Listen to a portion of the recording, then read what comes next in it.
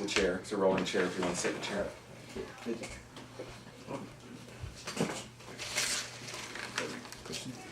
So, could you introduce yourself, please? Okay. My name is Joe Sloan, and I'm here with Mr. Connor, who's going to interview me for his History Day project. What is your job title? You could briefly describe what you do. Okay, my job title is I'm Operations and Production Manager for the Hope Channel, which is located in Silver Spring, Maryland. And my job is to oversee the operations of a TV studio there. How many jobs do you think have been introduced by the innovation of the video recorder? The video recorder, you mean the camera? Yes. Video recorder camera? Yes. I don't know. It's quite a few. I think the main innovation that's come from the video recorder is that it's moved television production from something that required hundreds of thousands to even millions of dollars to something that now requires as little as $200. So it's put into the hands of a lot of creative people the ability to record video, which has spawned sites like YouTube and the others. How do you think everyone's daily lives are affected by videography? By videography as it exists in broadcasting or home use? Broadcasting, home use, even in less known films, or even just not films. I'm not sure what the word I'm looking for is. Okay. Well, I think videography's had a tremendous impact on people's lives. And not really sure what we'll call the start of videography, but it probably started in the late 1930s, which is the beginning of television broadcasting, and through the 50s, 60s, where pretty much everyone then had television. It's probably hard to conceive too many people in the world that have not seen television. So I think it's impacted people's lives greatly. It's moved information flow from the printed page to more predominantly to the electronic media outlets such as television, or also videography exists very heavily on the internet now. I think it's the primary stream of information flow of this present age. Jobs such as news reporters are available now, and newspapers are much less vital to our lifestyles now. Do you think this could have negatively affected such things as literacy? Literacy is, as it relates to reading? Yes. I don't know. I think that certainly has pulled people out of books.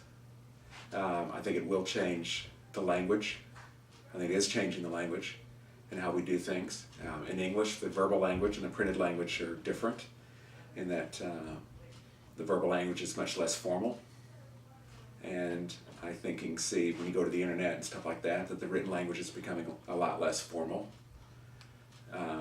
That I see directly as an outflow of this type of technology, where information used to be sent out, where someone would have to type on a typewriter, then it had to be mass distributed through a newspaper or something like that. Now it's very immediate. About as fast as you can say it, everyone in the community or the world can hear and know it.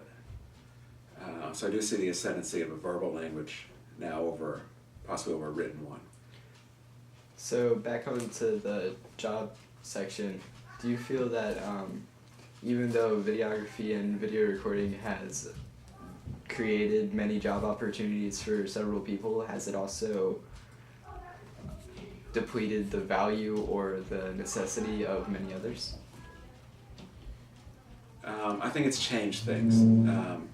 There has been a growth of jobs because of the decrease in the cost of doing video production. It used to be even 20 years ago, we go back a little more than that, maybe 25 years ago, where the only people doing video production would be those who are working at local television stations. It required a tremendous amount of equipment, and a simple TV camera would cost $60,000. Now a simple TV camera costs $200, and it makes a better picture than the $60,000 camera did 25 years ago.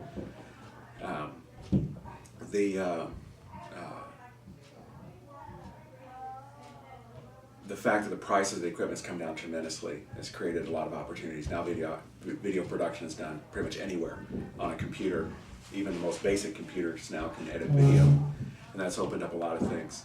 Has it hurt other jobs? Well, I think it's hurt the newspaper industry. I don't see that so much as the home videography issue, but I think that television and broadcasting has hurt the newspaper industry tremendously, because we're not so tied upon the delivery of the newspaper to get our information. We're now tied, you can get information anytime you want now, through CNN and Fox News and other outlets like that. Anytime you want to see the news, you can get it, or you can just go to the internet and call it up. When I was growing up as a child, you got the news at 6 o'clock, you got the news at 11 o'clock on television, and you got the news in the morning or in the afternoon from the newspaper, and that was it. Anything that happened between those two times you didn't hear about. Now things happen and it's very fast. That's the information age that we live in now, and it's something that we're having as a culture to learn how to deal with. That information becomes very immediate, and the danger of that is how much filtering is it getting, in the sense that when things happen, sometimes they require interpretation, and right now we're learning how to deal with this information flow without an interpretation. When something happens, what does it mean? What's it about? We see the event before we understand what the event might be about, if that makes sense. A newspaper reporter had time to investigate it, to look at it, to talk to several people about it, and try and put it in a certain context. Now we see the event without the context. We just see the event, and we can all come up with our own context, which is something very unique, I think, in the history of man. That something that happens in a faraway place, we can see as it happens, and we are all left with our own interpretation. And with so many career fields using videography, do you feel that the global economy has been improved?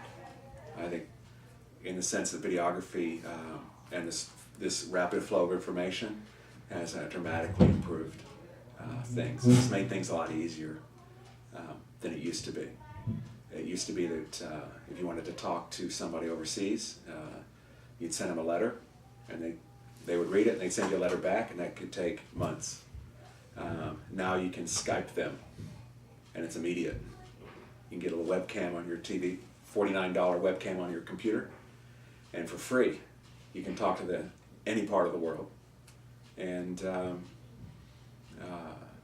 talk casually, without the formal written process. So if we didn't have video recorders available, like as if they hadn't been invented, how do you think our world would be now?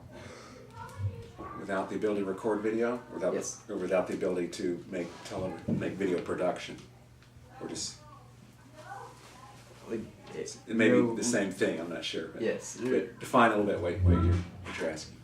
Like not just the ability to do it within our own households, but in general, just the inability to be able to record a video. Okay. Well, the impact it'd have would be to kind of back things up to the way they were a couple decades ago.